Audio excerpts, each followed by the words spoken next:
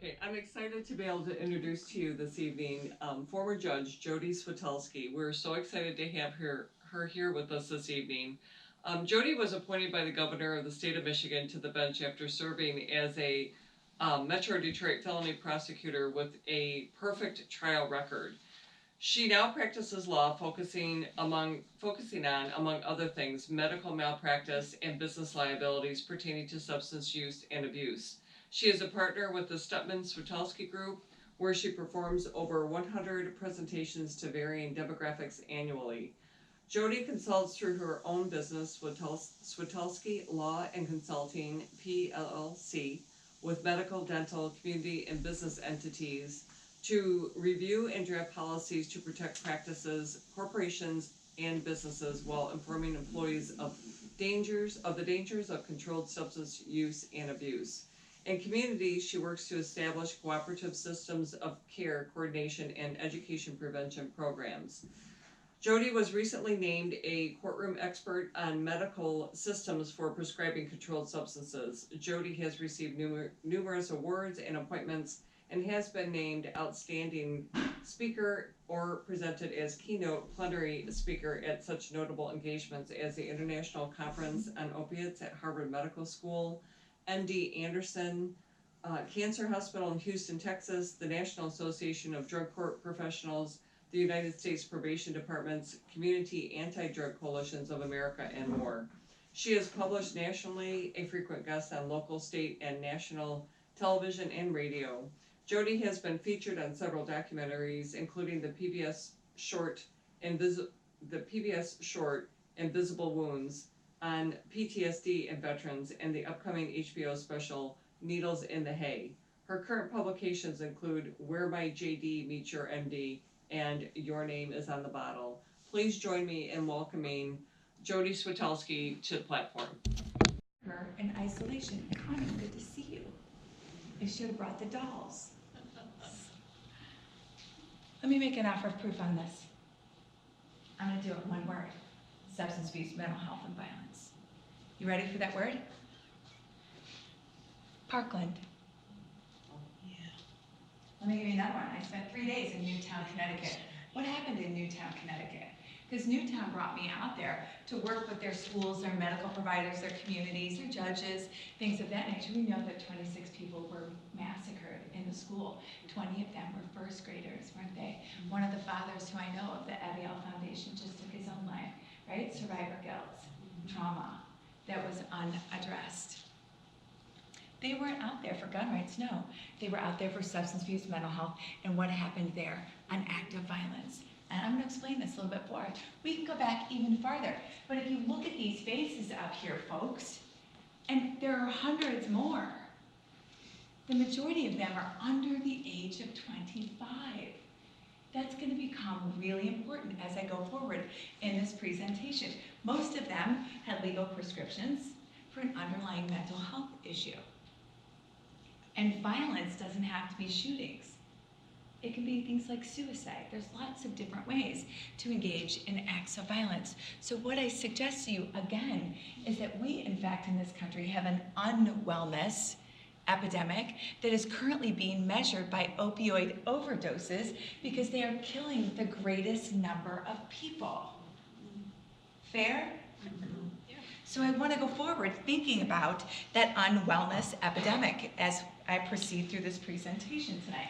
Briefly, so you guys know all the numbers. I'm not going to regurgitate the numbers. About 72,000 deaths, about 63% of those are opioid deaths, blah, blah, blah, right? We know all that's bad. But who's writing all the scripts? Have you ever thought about that? And let me tell you this as well. I don't believe in blame. I consult, I teach, I work with hundreds and hundreds and hundreds of doctors every single year, constantly, all over Michigan, all over the country. I've been to Europe 4 times now doing this to create the systems I'm going to talk to you about tonight. And the majority of doctors are easy to blame. Why? Because their name's on the bottle. It's not hard to figure out where this problem starts, is it? And, you know, when I left the bench, it would have been very easy to sue doctors, except we don't have good tort reform to hold them accountable here in the state of Michigan. Hopefully that will start to turn over a little bit. Not going to impact our day today or tomorrow, or your family in any way, or the next family, or anyone else, right, Amy Buchanan?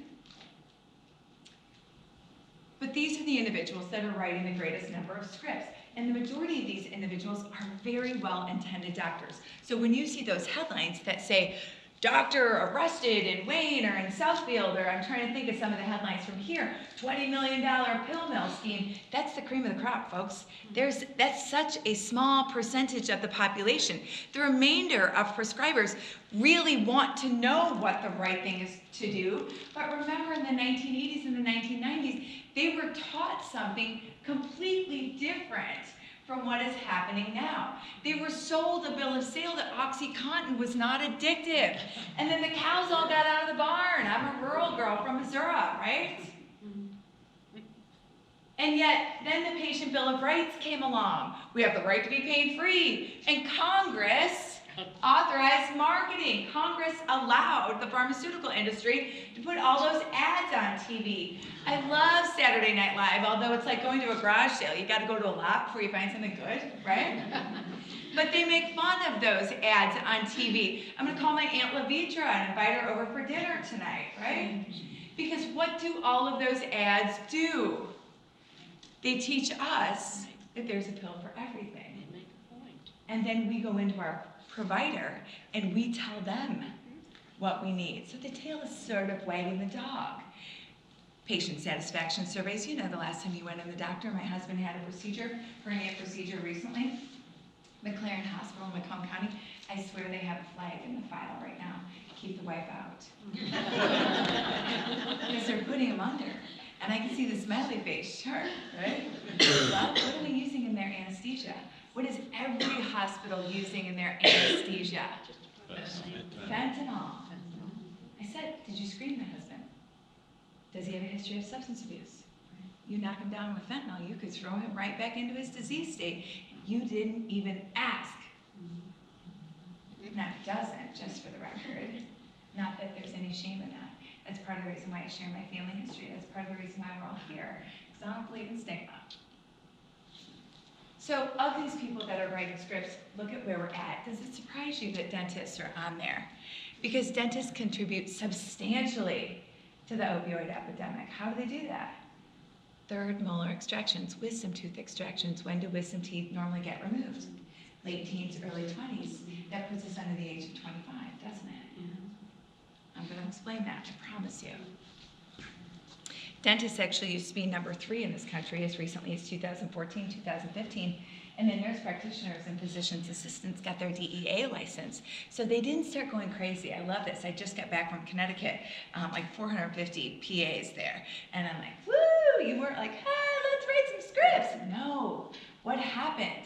All of the internal medicine primary care doctors said, you write them. Because they're supervised by those prescribers. So they don't want all those scripts under their name, do they? No. So NPs and PAs shot up. And then dentists went down a little bit. By the way, when I go into schools, and I talked to about 20,000 students last year, what are the 2 things that I hear about pills in schools? What are the cause of the use of these pills? Anyone want to guess? Sports injuries and wisdom teeth. Over and over and over again. Anytime,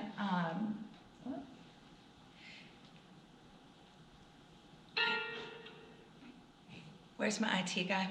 I don't know why it won't advance. It's that metal plate in my head. I swear I have some. I don't have a metal plate in my head, but I don't know why it won't advance. There we go. Good. Anytime that you see this orange banner up there, that is directly Michigan data. And I have lots and lots and lots of Michigan data. So you can see that in Michigan, 59% of prescribers are from primary care. Office-based opioid treatment, OBOT as they say in the literature, or what I like to call office-based addiction treatment, is here for primary care all over the country, whether they're ready for it or not. Why? because there's only very, very few addiction specialists, addiction doctors in the entire country. In fact, the last time I checked, there were 858 registered. So how many of those are in Michigan? Just a handful. How many pain management specialists really want to hang on to their patients? We have a very small percentage of pain management specialists as well. So what happens after you have that minimally invasive surgery? Where does the patient go? Back to the primary care. They could already potentially be in a state of physical dependency when they're getting handed off. And what do they want then? They want another script. I'm going to explain that too.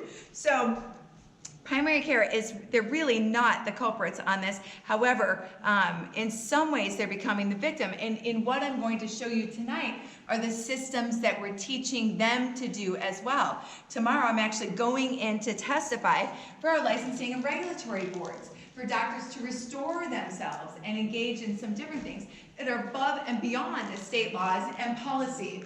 So again, I just want to point that out. And look at this.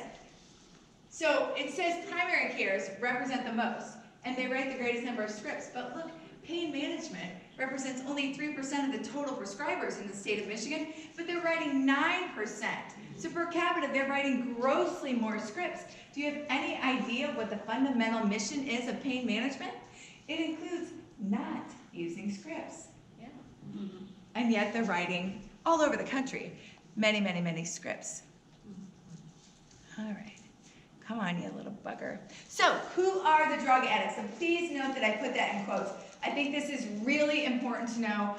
You all probably know this much more than other populations. But again, I think there might be a couple of things that may surprise you in this. And again, I put that in quotes because one of the things that I have found about my judicial colleagues is they are grossly uneducated. Not just in Michigan, all over the country. And but for people like Judge Mack over here, Judge Davis, myself, and a handful of others, I literally have had judges sit in a courtroom and say, "You're an addict. I can't give you your kids back. Despite your 3.5 years of long-term recovery, Connie Norman, your son can't get his child back without a fight." It's really, really bad out there. But let me ask you this. Can you pick out an addict by the color of their skin? No. You absolutely can. In the nation, nationally, 87% are white. In Michigan, 81% are white. Not only are they white, they are white, middle class, upper middle class, and upper class individuals. Why? They can afford it. They have better insurance. So they get more pills in a bottle at that initial script, don't they? Can you pick out a benzodiazepine addict, someone who suffers from the disease of addiction to benzodiazepine, Xanax, alprazolam, Klonopin, all of those, there's a gazillion of them, right? By the color of their skin. All of them. I know, what is she doing with her hands? It's not a tick, I promise. There's a study up there because you see in 2015, opioid overdoses were up about 533% in this country. In that same year, benzodiazepine addiction and overdose rates were up 400%. Now, I know I'm a little bit windblown today, and I've been going since about 7 a.m., so my makeup is undoubtedly smeared, right? But you still think that I'm in my mid-30s, don't you? It's not that funny. You're doing good. The study goes like this: white, upper middle class, to upper class women, age 45 to 54, women just like me, who look just like me, upper middle class, upper class. They're the judge in your community. She ran this great veterans treatment court, right? Her name was in the paper. She knocked $15,000 for her election. Hopefully you voted for her, right? She lectures at church on Sundays. You know what I'm trying to say. Your kids playing the same travel sports team. If she comes in to your doctor's office, are you going to pick her out as a benzodiazepine, someone who suffers from the disease of addiction to benzodiazepines? Because the study that talks about that 400% says that women just like me have all these balls that we're juggling in the air. And we're horrifically afraid to drop those balls. And the thought of that, my son was texting me right before this, literally, what does he say? Mom, do you know where my basketball shoes are? And I'm like, well, dang, the last time I wore them, I put them in. And I'm praying they're not out in the car here, because he's at practice. So you see, we have the resources, however, to get those drugs without going to the doctor. And so Xanax rates of overdose and dependency have skyrocketed for women who look just like me. They're going to miss us at the screening every single time. This is just beyond the scope of my capacity.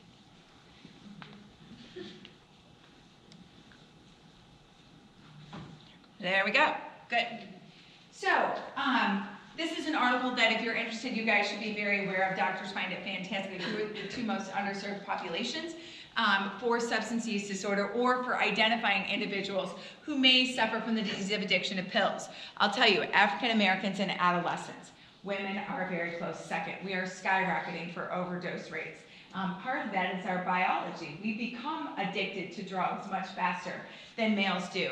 African Americans, though, and adolescents are reading the papers as well. So we're starting to see those rates creep up again. And this is just a really, really good publication that lends itself to that. Gracie? I don't know what to hit to make it go. This right here. I thought I was doing that. See, I told you IT. Great, wonderful. I want you to look at this because before I really get to the crux of policy, I think it's important that you understand these things. These are treatment admissions. I see there's some treatment providers back there. And again, I'm going to move a little bit faster here. I want you to see this. So this is all based on self-report. But at age 11 or younger, what is that, about 4th grade? Right? 10% of the population has reported using a substance at age 11 or younger. 10%, 1 in 10 kids. Now, that could be I fell out of a tree and I broke my collarbone and they gave me a Norco, right? That could be you clinically require, there are kids that require Adderall and Ritalin. You're never going to hear me say, folks, don't write opioids, don't write benzos, don't write stimulants. You're never going to hear me say that, ever. Because there's a place for it, and there's 50 million people in this country that have chronic pain that are doing extremely well on these substances, and they're becoming horrifically disenfranchised. By the way, before I go on this a little bit further, there's a couple of other things besides we don't have an opioid epidemic. I'm also going to say to you, treatment doesn't work. We're going to talk about that, and I'm going to tell you last but not least, and you may hate me for this, but give me time to explain it. Prescription limits, 7 days, are killing people. They don't work. In every single state, with a cutoff of 7 days, now Florida has 3 days, mortality rates skyrocketed. And I'll talk about that as well. So let's go do the math. Look here, 30%, 12 to 14, 34%. I don't like math, I don't do math, that's why I didn't go to medical school. But if we cut it off here at 17 or under, 74% of the people have used a substance before they graduate from high school. 90% of individuals in this country who suffer from the disease of addiction start using before the age of 18. This is the most current SAMHSA data on this, by the way. So let's go up here. Again, remember my marker is age 25, right? 97.4% of individuals in this country have used a substance before their brains developed. Let me go a little bit further on this. Admissions reporting co-occurring mental health disorders. Remember, substance abuse, mental health, and violence don't occur in isolation. So again, let's look at our numbers at 11 and younger. A recent study just came out that says 1 in 7 kids in the United States has a mental health condition. Half go untreated. What's going on in our schools? I'm going to spend 4 days in the middle of nowhere, Illinois, here in June, working with the schools to set up identification systems, screening tools, protocols, reporting systems. Because again, what happens when you have an underlying mental health issue that goes untreated from a very young age? Your white matter, your gray matter, the neurobiology. all starts to attach inappropriately. You self-medicate in some way, or better yet, the schools suspend you because you're acting out, and so they take you and even remove you from all of the systems that are normalizing to themselves, to the kid, right? That provide support for them, and probably nourishment and stability and a lot of different things. So this is where our policies have to start to reflect what the data says. Now, I know there's some behavioral health specialists here tonight as well. Go ahead and answer this question if you can. But I want someone to give me the medical definition for addiction. I rely on the American Society for Addiction Medicine definition. It's about 2 pages long. So you won't get it from me either, okay? I'll sit in the rooms with thousands of doctors and prescribers at one time. And very seldom will anyone raise their hand. Okay, so let's think about this. Remember what I've said, office-based opioid treatment, office-based addiction treatment is here for them. In Michigan, 59% of the prescribers are primary care. What do our laws say? Talk about addiction. Discuss the risks of addiction with your patient. If medical providers can't even define and don't know what addiction is, how the HE-double-hockey-6 are they going to describe it and talk about it to the patient? Why is this important, folks? It's really pretty simple. I mean, I'm dumb enough to figure it out, and those people up there can't figure it out. Why is this important? Because individuals, 4 out of 5 people that move to heroin, often become addicted from a legal prescription. And what's the first thing most people say? I can tell you the first thing most moms say, to me at least, no one told me they were addicted. Right? So we gotta tell them. We gotta tell them in a way that they can hear. But we can't tell them what we don't know. So let me give you a Cliff Note version on substance use disorder addiction. First of all, it doesn't just happen. You don't get a script for an opioid or a benzo or a stimulant or a gabinoid. Let's talk about gabapentin, Neurontin Lyrica, because rates of overdose for that are skyrocketing in this country as well. I've had doctors storm out. No, they're not. I'm like, yeah, they are, dude. Here's the research. Go ahead, ask them, right, Johnny? So, what's the last part of the body to physically mature? The brain. The brain. What part of the brain? That prefrontal cortex right here, right behind the frontal lobe. Right? Where do opioids and benzos really pack their punch? Right here, right behind the brain. How old, what time frame does the brain develop? Age 23 to 25. So how many times did I say 25, 25, 25, 25? How old was the Parkland shooter? 18. How old was the Columbine shooter? 19. How old was the Newtown shooter? 18 years old. Think about our rates of suicide and all the suicide headlines we're seeing in the schools. They're late teens, early 20s. Because what's going on with the system here? Because the white matter, the gray matter, and all of that neurobiology doesn't form correctly. Have you ever had a conversation, please don't be offended by this, for those of you that are in recovery, this is part of the reason why I tell you about my family. Have you ever had a conversation with someone in full-blown addiction? Come on, you know what I'm talking about, right? Like you leave, that's how I knew my brother was using every single time. Because you leave the conversation going, what just happened, right? Clearly I'm the idiot. Not that they're idiots. And I don't hold it against them. Because why? They're sick. They have a disease. They think they're functioning and thinking correctly. The rest of us see it very differently, don't we? Physical dependency, addiction, is on a continuum. The very first part of that continuum, based upon the ASAM definition, DSM is revising their definition of dependency. It's different. I want to make that clear, because without fail, one of you people will come up and be like, no, that's not quite right. I'm like, well, yeah. So, Physical dependency is the first part. Understand how I explain this to my kids, right? You ready for this one? What happens when I don't get my coffee in the morning, kid? Dragon mom. It's true, right? Because I'm physically dependent on caffeine. Not addicted, not in substance use disorder, right? But I get that headache, I get that unsettled feeling right here, and then the minute I get my coffee, boom, I feel great. Physical dependency to opioids and benzos and stimulants, mostly opioids and benzos, happens in what time frame? This is abundantly important, especially if you're a prescriber. 2.5 to 5 days. So talk to me about that 7-day prescription limit. Talk to me about the fact that they haven't told them all the side effects. So when you use, like the Smack Epidemic, one of the best articles on opioid addiction by Sports Illustrated, for amazing athletes, like Tiger Woods athletes, no one told them. 3 out of 4 are dead. They all died of heroin overdose. They all suffered sports injuries in high school.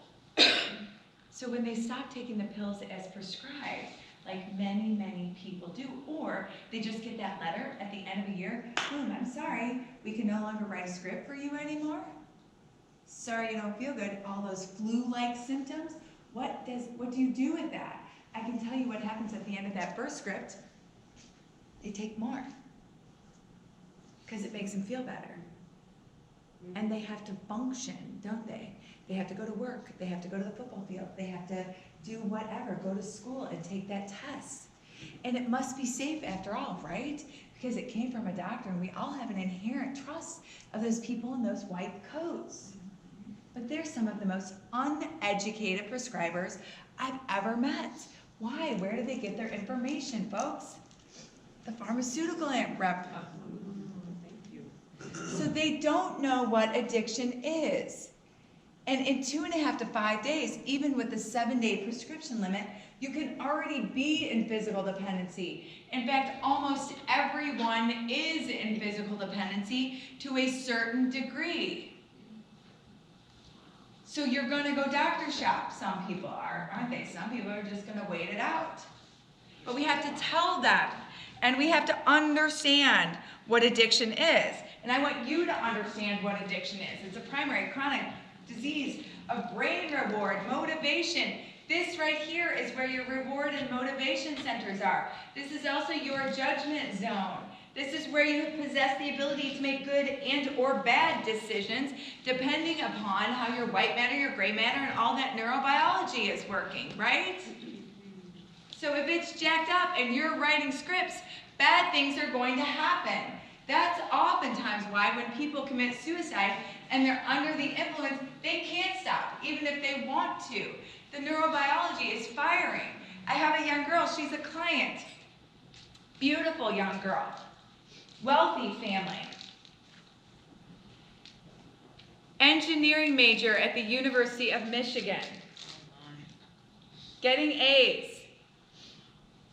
She volunteers for a doctor in the summer. The doctor says, you have attention deficit hyperactivity disorder. He writes her a script the doctor was a she. She writes the young woman, Emily, a script for Adderall. No bona fide physician relationship, right? Just writes her a script. Emily takes it as prescribed. After all, we trust these individuals in white coats, right? She goes into a depression. There's all sorts of studies that have come out now about psychosis with stimulants and marijuana. So she goes back, Emily goes back to that same doctor she's working at, right? She says, hey, I'm not feeling so good, I'm actually very dark. What does the doctor do then? Write her another script for depression, wrote her for Paxil. What did Emily do? She dives even deeper into her depression. This is not unique, folks. Judge, you know it, you're seeing it, aren't you? Substance abuse, mental health, results oftentimes in acts of violence. What did Emily do? She slit her throat. From here, all the way to here. She cut through all of these tubes right here. Thank God they found her. They triaged her. She was in a medically induced coma for over 3 weeks. She can barely talk now. I don't know when or ever she'll get back to school. I mean, think of the hurdles she has to climb now. All because the doctor didn't do what? Inform, monitor, and document. That's where our laws are going wrong. And we're gonna get there. So you can see the reference here. Are you familiar with the Michigan PA laws? PA 246 all the way through like 253, 254. This is what I want to see some reform. And my understanding is that this year they're not going to do anything with opioids because they did so much last year. So we need you all to start banging on these doors and say, let's get on. We've got $10 million. Not a lot of money if you really want to be honest about it, but it's $10 million more than we had before. So let's create some policies and practices that empower doctors and actually give them the skills. So listen, here's what addiction is, and you know this, and it's more, this is just the Cliff Note version, you all know this better than I do. But remember, like other diseases, if it's not treated, it's characterized by periods of relapse and recovery, Name a disease, if you don't take care of it, you don't relapse on it. Name a diabetic. Tell me about a diabetic who is on a treatment plan with a doctor. They go eat a bunch of candy bars. They go into a medically induced coma. And the doctor says, hey, I'm going to terminate you from this practice because you didn't comply. What? How about cancer? Same scenario. You're never going to see that. So you won't believe the faces of doctors when I say, talk to me about your oath. Tell me where it says you get to treat one disease and not another. That being substance use disorder. Albeit we know it's not as fun, not as palatable, right? Because people that suffer from substance use disorder at times aren't the most fun people to be around. They're going to be sick. Of course they're angry. Of course they're hostile. That's part of the disease state that we must embrace and think about it differently. And what else factors into this? Because again, it's important that you understand this. And by the way, our laws, PA 247, mandate that doctors take the patient history. It doesn't say anything about what's in that patient history. When I give doctors this list, and I go into it much more thoroughly than I'm going to do with you tonight, they're like, really? Yeah. So again, we've just skimmed the surface for some of our laws. What's the two most important things our medical providers should be screening for? Our treatment courts should be screening for. Age of first use and a family history of addiction. This kid knows she has a family history of addiction. She knows that our family liked it, and she may like it too. Right? It's that simple. I'm not ashamed of that. That's just our truth. How about environmental factors? Let's talk about violence in the home. Let's talk about the fact that we've cut our school lunch programs. So kids that don't get enough sleep, that don't get enough food, things like that become victim to substance use disorder. Resiliencies. If you're securely attached versus reactively or insecurely attached, that can be a huge problem. Kids that have had trauma. Genetics, culture, Hispanics historically have a historically low rate of drug abuse and an incredibly high rate of alcohol use disorder. That's starting to shift a little bit based upon availability. We could go through that. Trauma. I'm going to tell you right now, and I tell practitioners all the time, I tell judges, I tell people in authority, if you're not screening for trauma when you have the opportunity to do it, for medical prescribers, if you're writing a prescription for a controlled substance, an opioid, a benzo, a gabinoid, or a stimulant, and you're not screening for trauma, you're committing malpractice without fail. It is not even a marriage, the relationship between trauma and substance use disorder. And trauma is deep. Trauma is deep, deep, deep. And just when you think you get it, you gotta go deeper, or it's not gonna work. And we need more trauma specialists in this country. Doctors don't know any of that, yet by policy and by legislation, they're required to do it. Now look here. Just a couple of offer proofs. You guys can read these or email me. I'll give you my contact information. I'll send these to you. Why is this important? Not just because we focus on kids, because that's our greatest opportunity to save, prevention, right? But because the brain's not developed. So the most damage is done there as well. In Michigan, and this is based on a study, I just grabbed the headlines for you all. Rates of suicide in Michigan alone in the next 10 years from the time this was published in 2017 are expected to go up 60%. 60%. In the nation, suicide rates went up 33% last year. So my last little bit about what is addiction is recovery. Now remember I told you early on that treatment doesn't work? No offense to my treatment providers. I think you'll agree, hear me out, okay? Treatment doesn't work. When was the last time you or a family member went into treatment? You got 3 days, maybe you got 7 days. If you're really lucky, you got 28 days, right? And then what happened at the end of those 28 days? Oh, everybody embraced them. They said, we're going to engage in care coordination. And we're going to call your primary care doctor or the next doctor or this doctor. We're all going to work together and we're going to monitor you and blah, blah, blah, blah. No, it doesn't happen, does it? For a lot of very legitimate reasons. But think of what's happening. Even if you get the 28 days, which is pretty good, you're barely medically detoxed by the time you've got to start working on all these behavioral changes. So you've learned behaviors over years and years and years and years and years. All of that neurobiology has shifted and changed and grown on, and now recovery is the process of unringing that bell, isn't it? And you've got, if you're in recovery, so you've got all these things you've got to work on, guilt and the triggers and the ritual and the using and the trauma, and people expect you to do it overnight. Judges expect them to do it overnight. Don't use. That is a condition of bond. Then they go out and use. You're going to jail. Well, what have we done now? Because the body still needs it, right? Yeah. So we've got to change all of these systems. And treatment only works because after 28 days, you pull them out and you plop them right back into the same environment where all the stimuli existed before. And you say, good luck. Boom. Right? So we have to do better with creating these systems of recovery. Treatment only works when you have recovery, and recovery takes a long time, and we have to allow it that time. There's a reason why we clap for people that have decades and decades and decades and don't use a microphone. Right? I appreciate that. Like, hey, look at her. So let's talk about these laws. I have no idea how much time I have, to tell you the truth. I think I have about 5 minutes left. I'm probably going to go over. Lauren, sorry. You have 15, 20 minutes. Cool.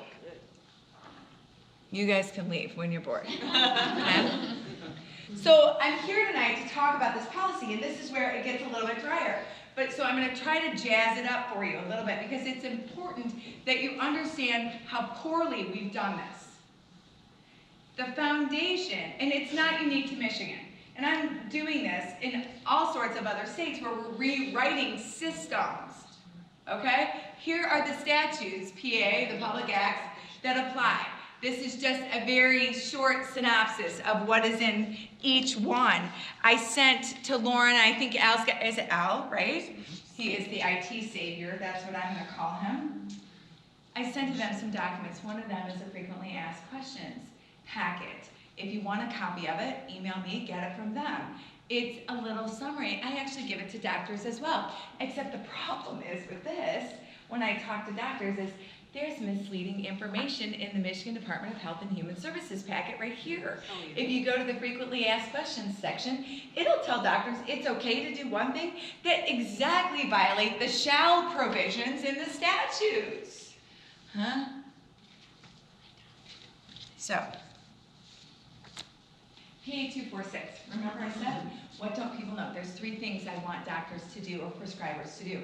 I want them to inform their patients, I want them to monitor their patients, and then I want them to document that they're doing so because that's how they mitigate their risk. If you're informing your patients and you're monitoring your patients, but you're not documenting that you're doing so, then you're not informing and monitoring your patients.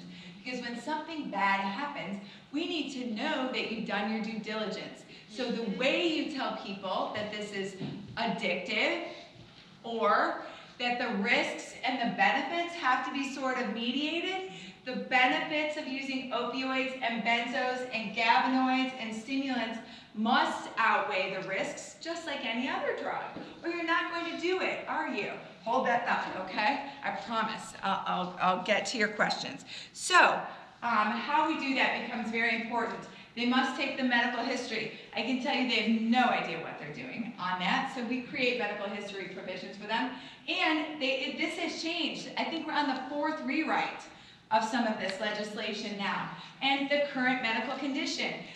In my testimony before the DEA and the licensing regulatory boards and the grand juries now, one of the things that doctors never do, they forget that the patient actually presented for a reason, like low back pain. And they just stop treating the low back pain. And they just start using controlled substances. And understand, controlled substances are just one spoke on a wheel of treatment options, right?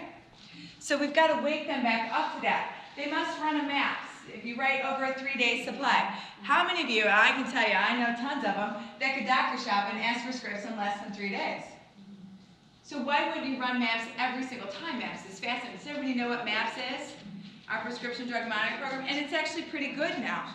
And it's going to audit people. 249 literally doesn't exist anymore. It's just a fixed problems with the statute. That's why I have correct errors up there. In 250 now, if there's a patient overdose, you have to report it to someone.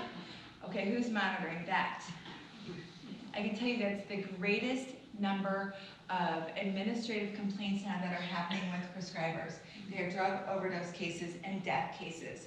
And Laura, I tell doctors all the time, don't worry about the Drug Enforcement Agency. The DEA is actually pretty darn helpful.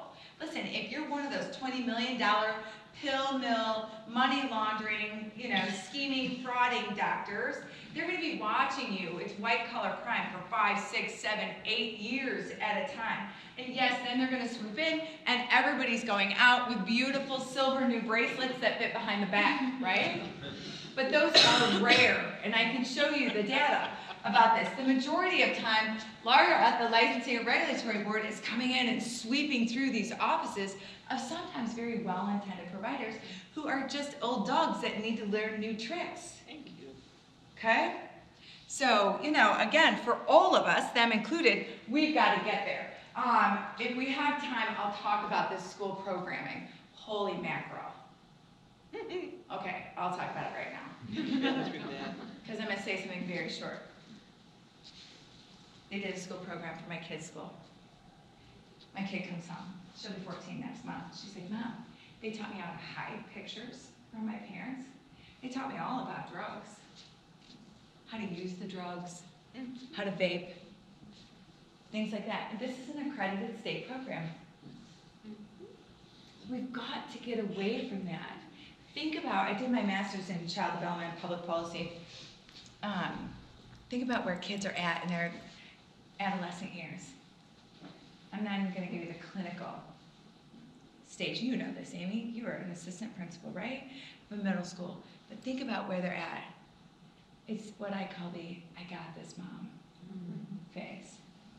How many times do you hear, I got this, Mom, I got this, Dad, right? So they want to make their own decisions. They're moving away from us constantly. And we're supposed to give them that latitude while keeping them on the road, right? Keeping them on the path.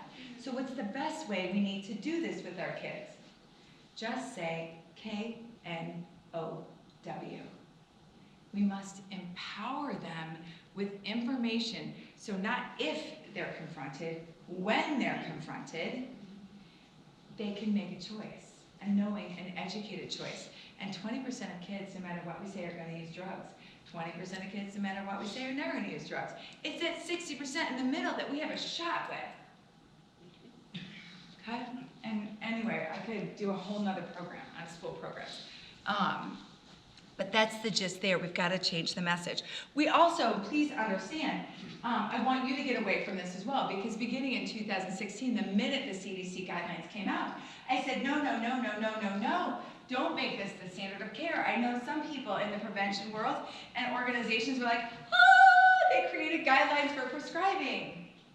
Well, they did, which kill more people, right? And they're not monitoring patients.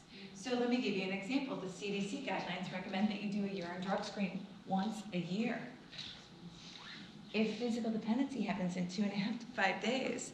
And I'm going to show you some data about death rates in this country. And if you're adhering to the CDC guidelines, which the majority of practitioners and prescribers do, someone's going to have clear unintended consequences before they ever even know it. And you and I both know, once they're in addiction, our recovery rates are less than 5%. We can't get them back. So the win is in the front end, isn't it? We've got to change our legislation, our policy, and we've got to recognize what the AMA is finally coming out to say. Stop using these, they're just guidelines. And they're rewriting all those CDC things. So what should be done? I lay this foundation with you all because I want to make sure you understand it. So when I tell you about these recommendations in that 15 minutes that I've got left, you'll understand it a little bit better, okay? So the first thing that we've got to do based upon PA 247 is we've got to take a good patient history. Let me tell you the 6 things that must be screened for by a prescriber. Or, and you guys can go tell prescribers this, you're not going to be surprised at some of these. What's the first one? Age of first use. Second one, this can go into our treatment courts as well, and should be going into our treatment courts. Family history of addiction. 90% of people that suffer from the disease of addiction start using when they're very young, and many of them, almost 50% of America, has a family history of addiction now, right? Someone in their family.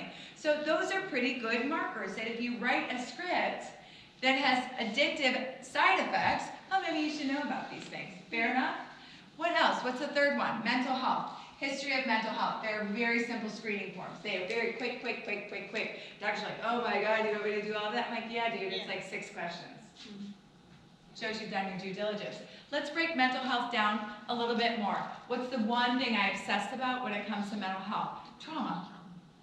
There are simple, evidence-based screening tools, the ACEs, among a couple of other things that are extremely well vetted. Just ask the questions. Care about your patient a little bit. Let me go a little bit farther with this. How about military service? What didn't I say there?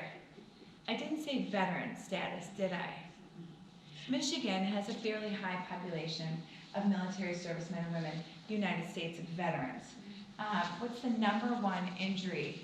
Are United States veterans, only because I don't have the data on all servicemen and women because it comes out of the VA. Believe it or not, it's harder to get veteran status than you could possibly believe. And what happens, by the way, when the military tries to downsize because they don't want to spend the money anymore? Well, now suddenly our servicemen and women who are deployed, especially in Iraq and Afghanistan, what happens? They start having trauma, right? Yeah. Then they start having mental health issues. Then they start hyperaccelerating. Then they start abusing substances. Then they probably get a drunk driving. And then what do we do to them? We kick them out. So instead of treating a disease state, we dishonorably discharge them so they can't get VA status. So then they can't get all of these great benefits, which are getting better. Exactly. Yes, exactly. So, what's the #1 injury our servicemen and women suffer, especially in Iraq and Afghanistan? PTSD. No. TBI? No. Great guess. Musculoskeletal injuries. Oh, okay. Think about this. And it's all exacerbated by PTSD, TBI, moral injury, guilt, things of that nature, right? Because we don't have a draft. So we've got individuals that are serving not 1 tour of duty, not 2 tours of duty. My husband and I in our veterans treatment course, we had people at 10, 11, 12 tours of duty. And some of that is they can't reintegrate here after a while, so they elect to go back over and over again. Yeah. Signs of a clear mental health issue, right? Dissociative disorder, things of that nature. And their packs during the day weigh 120 to 150 pounds. 12 hours on, 12 hours off, 12 hours on, 12 hours off. Their packs at night weigh 150 to 180 pounds with night gear. Again, 12 hours on, 12 hours off. Their bodies are breaking down. We've got good medicine, so if they get injured, we get them right back up. Get right out there, son, right? Yep. Multiple tours of duty. So there's a candy man, an American, that goes around with a bag of candy. What's in the bag of candy? Opioids, benzos, soma, Ambien. Then there's a study that says, straight out of the VA, published peer-reviewed, that says marijuana helps symptoms of PTSD. There's another one, equally peer-reviewed and sound, P less than 05, that says marijuana exacerbates symptoms of violence when you have PTSD. I don't know which one's right? But what we do know is this. If you are a military service person and somebody runs your maps, it's not going to be in there. So you're already on opioids, benzos, soma, Ambien, and some of these other things, and the doctor is doing their due diligence. They're not going to find it unless they do a urine drug screen. Service person says, I've got low back pain or I've got hip problems because I've got all these injuries. They write another script. The person doesn't wake up the next day. It shuts down your heart rate, your breathing. It's ruled a suicide. 22 people, 22 veterans die in this country every single day. Every single day. The majority are not gunshot wounded folks. So again, these are the things we have to screen for. The last one is sleep. Develop a protocol, make it non-discriminatory. These are the things that need to start going in our practices and guidelines and protocols. So when the judge comes in, treat her the exact same way that you're going to treat everyone else. Because after all, no offense, Judge Mack, you know she's high, right? Just making sure you're awake. I'm not. Informed consent. Have any of you heard of the Start Talking form? This has been rewritten as well. Lauren's got it, Al's got it, I can send it to you too. This is the dumbest form I've ever seen in my whole life. Thank you. No offense to anyone who may have been involved in writing this, I don't have any idea. However, this is the tell them they're addicted form. Discuss the risks of addiction form. And it doesn't have anything on that other than saying, hey, tell them about the risks of substance use disorder and overdose. Remember my define addiction example? By the way, what is substance use disorder? If you didn't have these experiences and weren't here and part of this, would you know what substance use disorder is? Would you know what a benzodiazepine is? Would you know what an opioid is? Things of that nature. The majority of the population has absolutely no idea. So you've got to define these things and explain it to individuals to truly get informed consent. You have to tell them, hey, if you have a mental health disorder, tell me, and we may not prescribe to you. How many people are A, going to acknowledge they have a mental health disorder, know they have a mental health disorder, right? So you see, therein lies the problem with this form. So the way we have to talk to people is on a 5th grade level. We have there's like more mosques and stuff in this area than I think I've ever seen. That's fantastic. How many of you speak Islam? You clearly have a huge population. How many of your doctors have an informed consent in Islam? You understand my point? So there's a process of communication, and I hate the term informed consent. I hate the term controlled substance agreement. How about this? Let's make it a treatment plan. Let's have a goal. Let's tell them the risks and the benefits. By the way, they're mandated to do that, right? And when you have a goal and you lay it all out there, then isn't the patient invested in it too? Because now they know. And what's the coolest thing that we are, well, let me skip over this page right here. And I got these a little bit out of order. But what's the coolest thing that should be on every informed consent document? All the side effects. Go back to what I said before. What happens when those kids break their collarbone on the football field and they get a script for this? They want to make it back out to Friday Night Lights, don't they? And the doctor says, take it as prescribed. And then when they stop taking it, or they get cut off at 7 days, then they have flu-like symptoms. Except no one ever told them the flu-like symptoms are withdrawal. That's my headache and upset stomach for my caffeine, right? That's withdrawal. So tell them. And put it in red. Why put it in red? How many of you know the traffic pattern at your kid's school? I have no idea because I can't read all that stuff. They send out 4,000 pages in .002 font, right? You know what I'm talking about? And now it's all electronic, so you scroll right down, you click that little button, and boom, you send it back. I don't know the traffic pattern, and I sure as heck don't know the prescription drug policy at my kid's school. No one does around the country, by the way. And the pills, I've never been to a school where kids couldn't get pills in over 2 minutes. I've been at schools where kids could get an answer in 10 seconds by a text. So I had a doctor tell me, so think of the power of this on your treatment plans. Just say, hey, here's all the side effects. It's in red because I'm hoping you're going to read it. Or better yet, read it to them. Read it to them. I had a doctor say, do you have any idea, Judge, how much it costs to use red ink on these forms? And I said, no, Doc. How much does it cost to use red ink on it? And he said, 6 cents a page. Well, there you have it. There's a case that's holding out there against providers. It's out of St. Louis. $17.6 million. It held up on appeal. They're paying it now. They've taken everything away from these prescribers. And so I looked at this doctor and I said, Doc, because I had talked about this case, tell me how many times 6 cents go into $17.6 million. He was not happy with me. I'll answer that for you. A lot. So we're talking about some of these things, and all of this fits. By the way, this is based upon case law. It's based upon evidence-based research. It's all out there for our legislators to put together like this. Again, it took some dummy like me to do it. So what else do we have to do? We have to screen. We have to assess what's going to be in our screening and assessment tools. Things like age of first use, family history of addiction, mental health, trauma, right? And there's all these great tools out there that are just a couple of different questions. I know you all know these tools, right? And so we're going to do what? We're going to risk stratify our patients. That's not even anywhere remotely close to anything in our public acts. And yet we've got data on it that I'm going to show you. Are you going to treat someone that's low risk the same way you're going to treat someone that's high risk? No. No. So we can make it really easy for providers by creating these patient algorithms. And then you just kind of follow it. And so there's all these screening tools that probably, and these are just some of them. And here's again, remember, this is Michigan data. I love sitting with providers and showing them their own prescribing habits. I'm like, this is you, dude. This one isn't rocket science. I'll summarize it for you. High risk people die more. Holla. Wouldn't that be nice to know before you wrote the script? Yeah.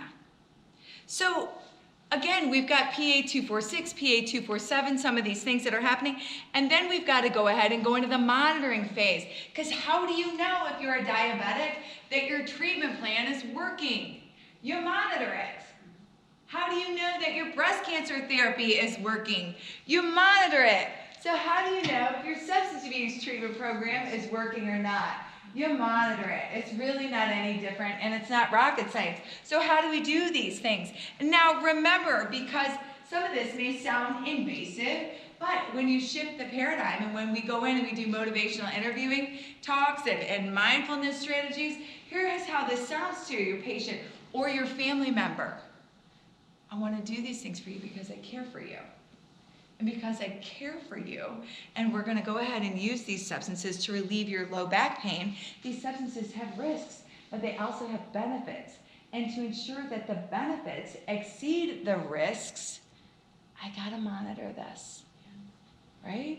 Because when the scales start to tip, we got to do something a little differently, don't we? We got to shift the treatment plan. Remember, the use of controlled substances, opioids, benzos, gabinoids, right? Stimulants are just one spoke in the wheel, a big wheel of treatment options that everybody seems to forget about. So in the PA, in those public acts, requires doctors to monitor. They don't have the foggiest idea what to do other than run maps.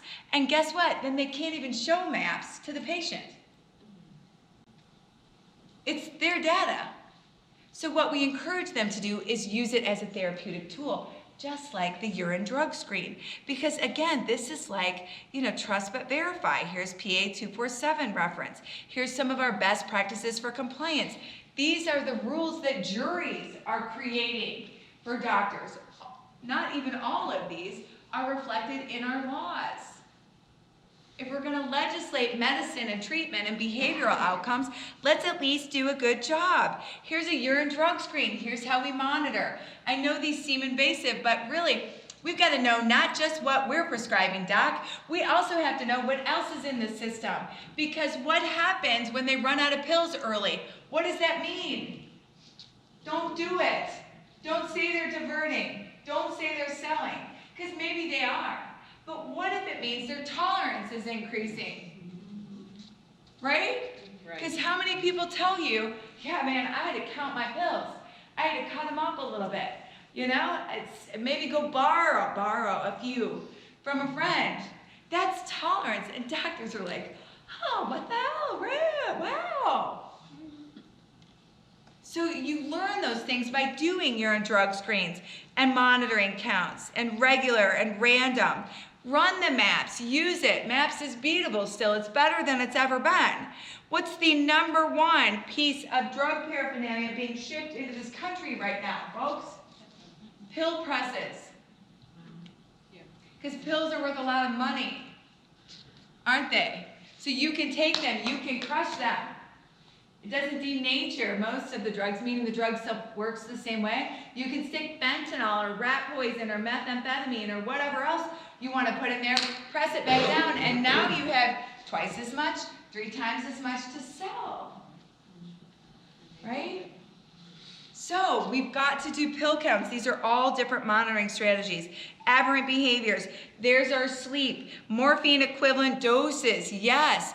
The rules from the CDC guidelines, and this may or may not mean anything to you, say you're supposed to stay between 50 and 90 morphine equivalent doses or MMEs every single day. There is no way most patients can stay that low, especially chronic pain patients. So doctors are already exposed, which leads them to the ultimate outcome where they send the letter and say, sorry, we just can't write for you, without telling them or even monitoring them or tapering them or doing anything. I have doctors that I'm working with patients that are functioning extremely well in physical dependency that are at about 400, 500 MMEs. Again, it's very individual. But why do we do these things? And again, this is all surrounding our public policy. This is all embraced in those public acts. I'm just trying to make it easier to swallow for you so you understand why they're not good enough. Why do we do this? I'm going to show you some Michigan data. It's the only time I'm going to read off of a slide to you. Every single time I read this slide, I almost vomit.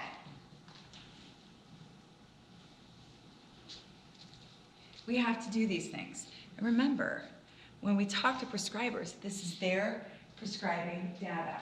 This is our PDMP maps from 2013 to 2015. Among patients whose first script were written between 2014 and 15, those who died of a drug overdose were prescribed narcotics for only 8 months on average. So the CDC guideline says take a urine drug screen once every year. They're dead. Or they're well into addiction, folks. This is the mean. This is the average. Look at the month of highest mortality rate. It's between month 2 and 3. So you see in our statutes and our policies to just say, hey, talk to them about addiction. Monitor them. Checks the PDMP. With drugs like these, drugs that are effective, drugs that do work, but that carry substantial risk, you've got to do a better job with it. And we just sort of mailed it in.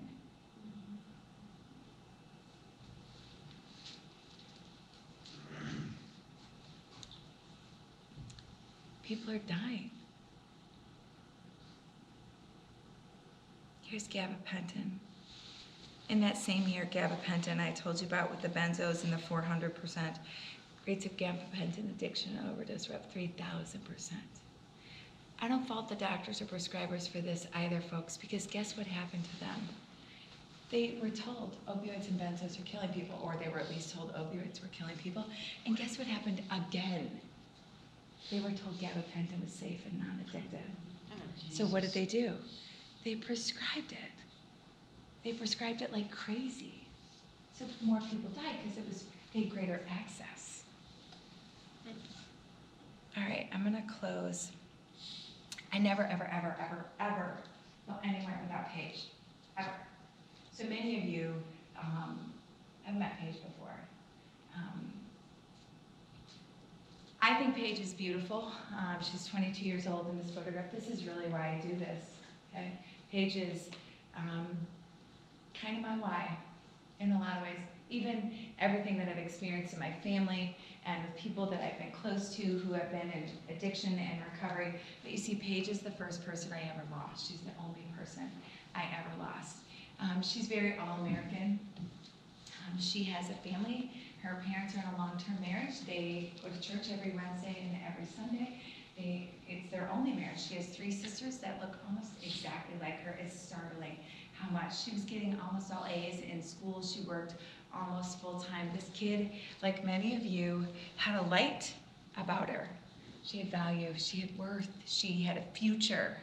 This was her fiance, that whole fiance without a ring thing. Don't understand it. But I think Mike at one point was exploring medical school. I could be wrong about that. Either way, Mike was arrested for assault and battery. He was beating up her heroin dealer. Yeah. So he came in and out of probation with me very, very quickly. I thought he deserved a medal. He didn't get one. But Paige, when I met her, see there was a needle in the floorboard of the car. It had trace heroin in it. She had the track marks to go with it. She had like a ruptured vein that was oozing and different things like that. So she came in my drug treatment court. And I was very blessed by a lot of tricks in my bag. I had a very diverse team. I went way outside the box and all the 10 key components because I don't really care, like you had said earlier, Dot, we don't really care how people get to recovery. Let's just try everything until we see what works, right? And so that was sort of me. We did that with Paige. I did that with Paige as well. I would unzip that unflattering black robe and get down and really go work with people myself. And on her second round of inpatient treatment, she fled. It was after 18 months of probation. And we looked for her, we looked for her, we looked for her, we looked for her. On September 29th of 2014, they picked her up. They came into my chambers, they said, Judge, Paige Mazurak is here. And they warned me a little bit because she did not look like this beautiful girl. So I put on that unflattering black robe and I took my bench up here and she was in my jury box. That's where they kept me in custodies, and she was cuffed and she was shackled. She was a flight risk at that point. And you know, when you guys have, I'm sure, have all been in a courtroom and you understand when we get out there, there's certain procedural things that we have to do as judges to make a record. I did none of those things, not one. I just looked at her and I said, Paige, you're gonna die. I just knew it. And I started to feel that lump. And then I said it again. I said, you're gonna die. Her sister was in the courtroom. I didn't even realize it. She went running out, and then I sentenced Paige to 90 days in the Oakland County Jail. Please understand, I don't believe in incarcerating people that suffer from a disease state. But all those tricks in my bag, I didn't have any more. I didn't have any more. And so I did it for 2 reasons. The first one you can probably guess. For those 90 days, she'd be alive. The second one, her parents couldn't sleep at night. And they hadn't been sleeping. They'd been out looking for her. I knew her parents so well at that point, they asked me to write her eulogy, and I did. It's one of the toughest things I've ever done. She made it out before Christmas with good time credit. Most people suffer an overdose, not necessarily an overdose to death within 2 weeks of being released from treatment or incarceration. Paige made it until March 30th of 2015. So we just crossed our 4-year anniversary. At about 2 o'clock in the morning, the medical examiner called me and he said, Judge, I'm sorry to wake you, but I know you want to know that Paige Mazurak is dead. She died of a drug overdose. I'm not a crier, but I was abundantly inconsolable. I couldn't get myself together. At some point in the morning, I was looking at that first picture of Paige, and this one over here comes in, and I'm sitting on the floor of my bed, or of my room with my back up against the bed, and she's like, Mommy, why are you crying? And I explained everything to her, because those are teaching moments. We can't shy away from these things with our kids.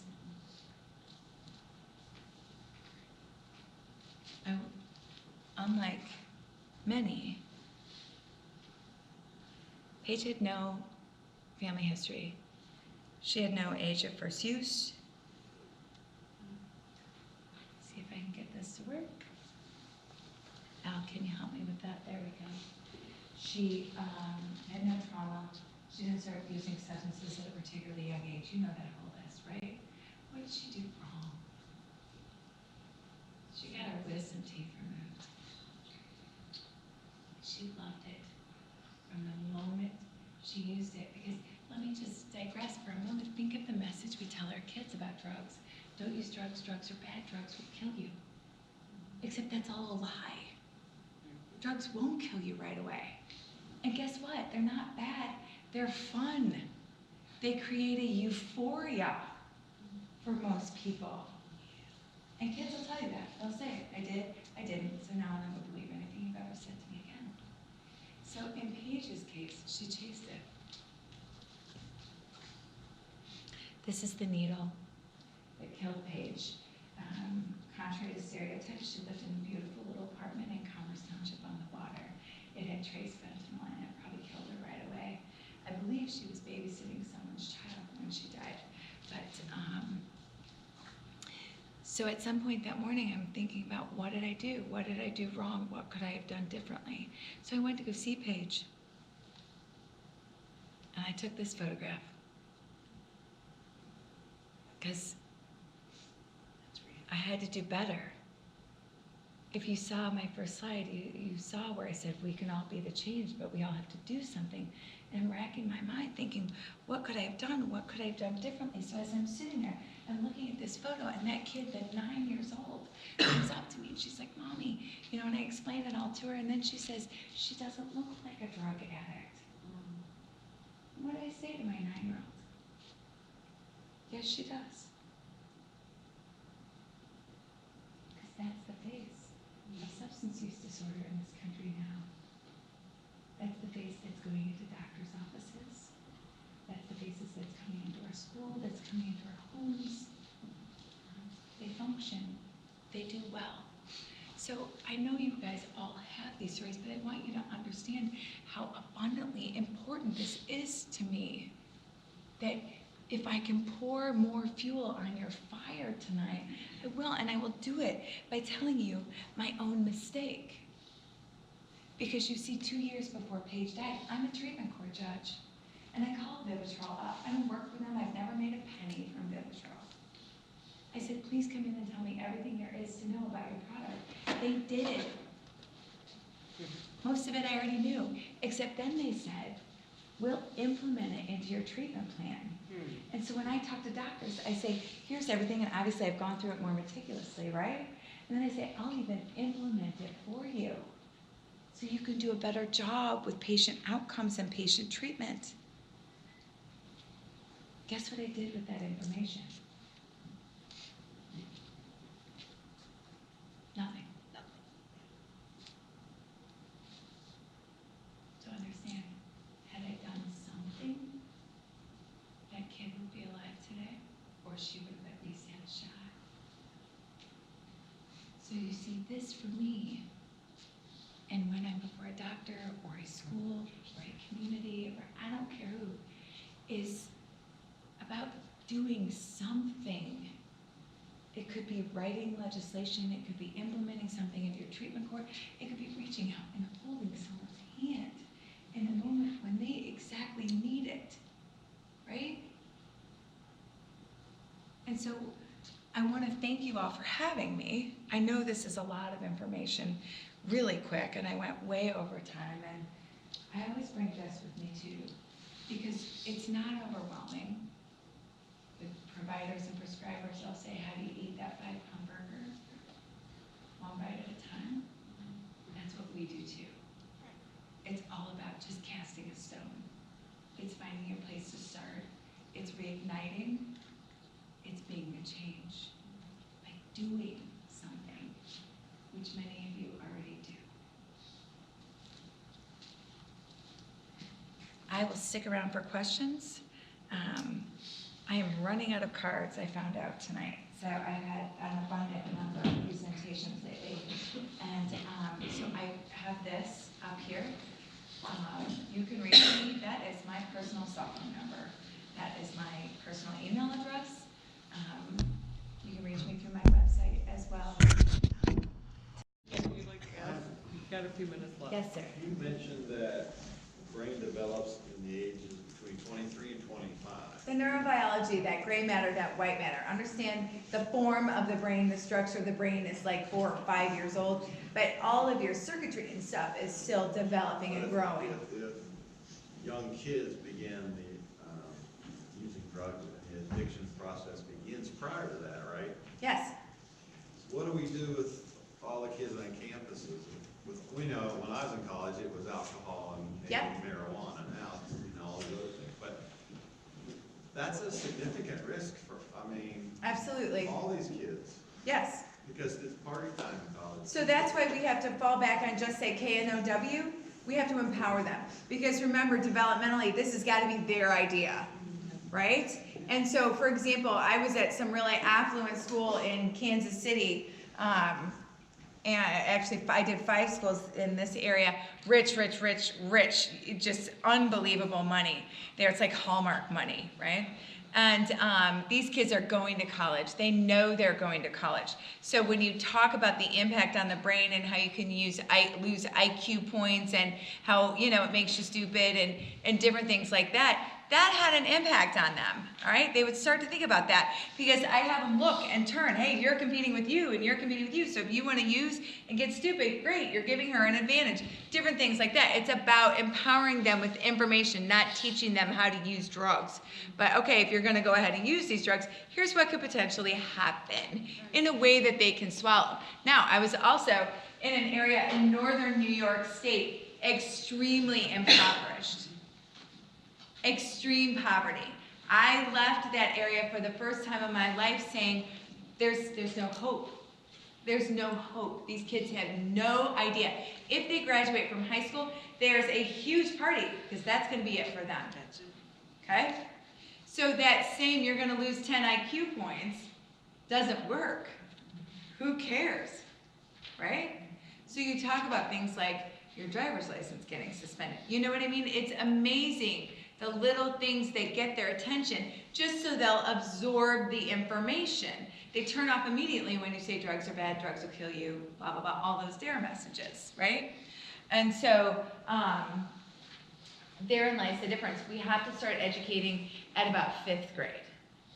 We can do it younger, and the National Institute of Drug Abuse is coming out with some tremendous resources that are free, that you can start even younger than that. I have tons of them. And I typically will hand them out because we don't have to reinvent the wheel on this, right? We just have to make sure the message is heard and absorbed and listened to.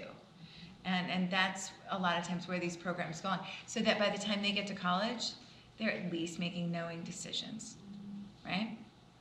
I know, Dad, right? Just real quickly, I noticed that a lot of the data that you had was collected from like 2013 upwards. Do you think that part of the reason that we're focusing on like our statistics being so severe is because we haven't actually started to examine this until Okay, let me tell you about my data.